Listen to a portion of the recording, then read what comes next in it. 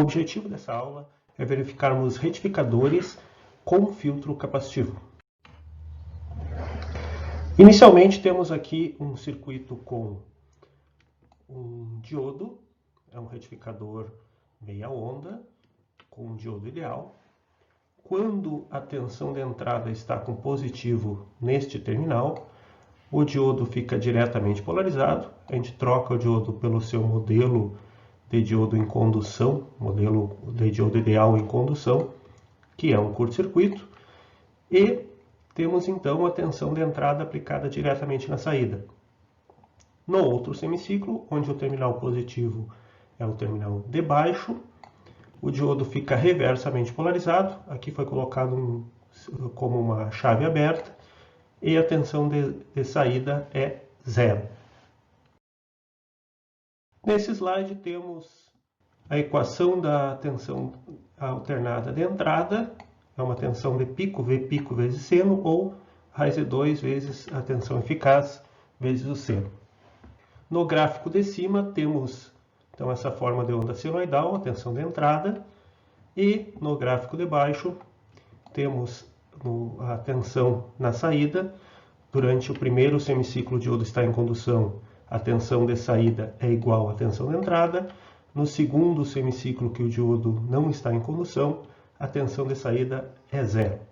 Está aqui também representado o valor médio dessa forma de onda, que a gente já viu em outra aula, que a gente pode calcular como 0,45 vezes o valor eficaz da tensão de entrada.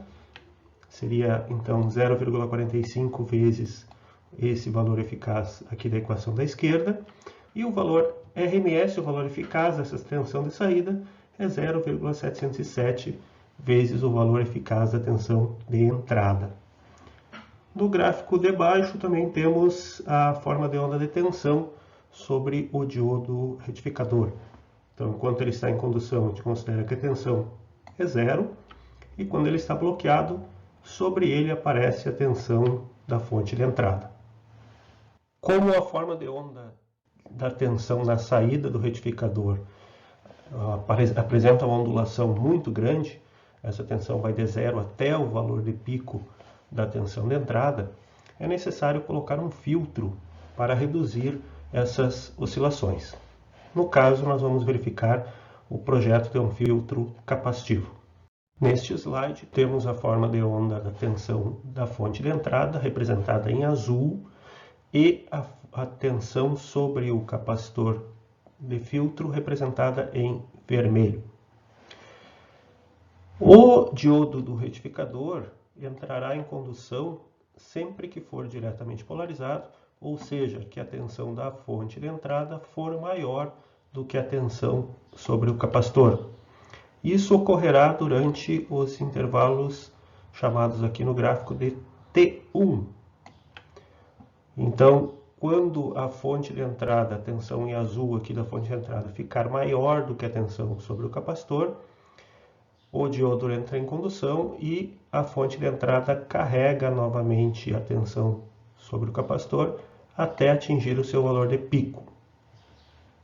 Quando a tensão da fonte de entrada ficar menor do que a tensão sobre o capacitor, o diodo D1 fica reversamente polarizado e deixa de conduzir. A partir desse momento, como o diodo está aberto, a fonte de entrada fica desconectada do restante do circuito. Durante esse intervalo, chamado no gráfico aqui de T2, o capacitor é descarregado pela ação da carga do circuito. Nesse slide está representado novamente aquela forma de onda da tensão sobre o capacitor. E aqui embaixo tem uma aproximação dessa forma de onda. O intervalo T1 e T2 são aproximados por retas.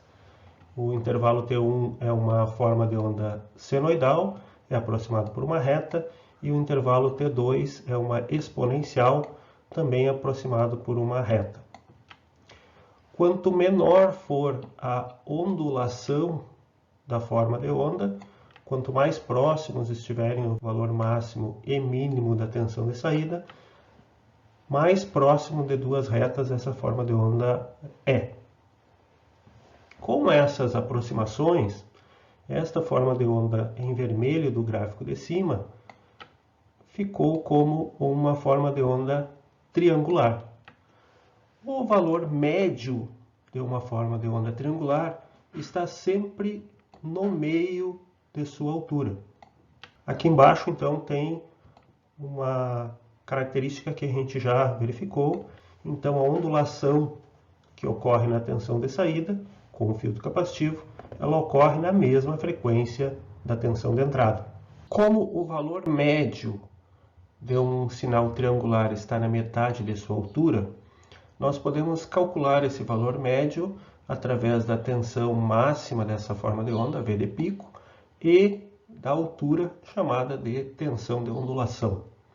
Então, o valor médio é dado pelo valor máximo menos a metade da ondulação, como foi colocado nessa equação aqui na direita.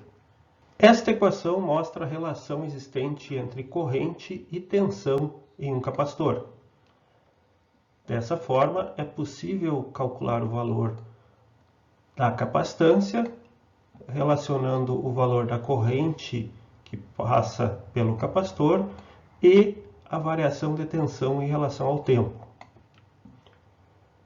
Se nessa forma de onda em vermelho for desprezado o tempo de carga do capacitor, que é quando a tensão sobe, se eu considerar que durante todo o período da ondulação, chamado aqui de T onde,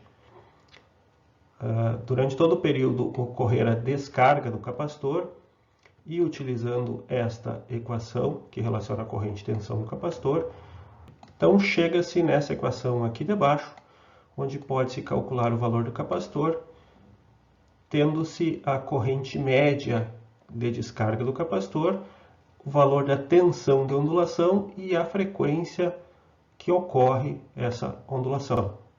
Aqui um exemplo, então. Inicialmente, calcula-se o valor médio da tensão de saída, aplica-se direto àquela primeira fórmula, então o pico de tensão 127 vezes raiz de 2, a tensão de ondulação desejada 10 volts, então 10 dividido por 2, o resultado então da tensão média 174,61 volts. Como a carga é de 100 ohms, calcula-se a corrente média na saída, 174,61 dividido por 100, 1,7461. Tensão de ondulação desejada no circuito, 10 volts. Frequência de ondulação é um retificador meia onda, a mesma frequência de entrada, 60 Hz. Com isso, chega-se a um valor de capacitância de 2,9 mF. Valores comerciais próximos 2,7 e 3 mili. Normalmente escolhe-se o valor mais alto. Se vocês fizerem a simulação desse circuito utilizando exatamente 2,9 mili como valor de capacitância, a ondulação na saída será menor do que o desejado, que seria os 10 volts. E isso ocorre devido às aproximações consideradas para a obtenção da equação do capacitor. Nesse slide temos o retificador de onda completa nas duas configurações estudadas.